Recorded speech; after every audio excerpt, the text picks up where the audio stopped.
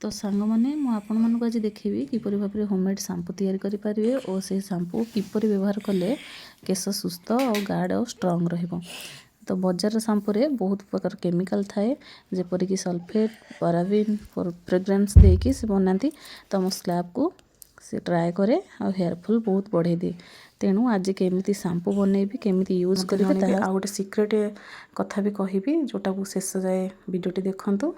प्रथम पानी नहीं से रिठा शिकाकाई आमला पकई दिंतु ताको फुटातु से rosemary leaves aloe vera gel green tea ने बहुत भल ग्रीन टी जदि ना नॉर्मल चा पत्ती नहीं पारे पकई फुटातु से पानी को छाणी नियंतु आ से जो खदीटा रहा ग्राइंडिंग करके से पानी रे मिसेकी छाणी नियंतु। जो छाणी सारिबा परे जो खदीटा अंशटी थिबो से खदीटा अंश सहित मंदार पत्र आउ करी लिव्स माने भृसंग पत्र पकईकी बाटी दिंतु आ से पानी रे मिसेकी छाणी दिंतु।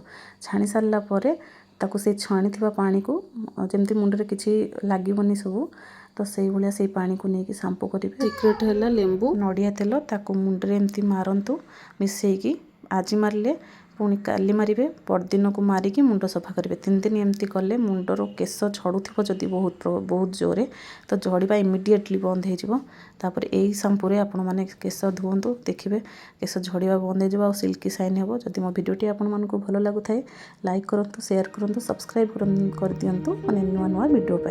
Thank you for watching.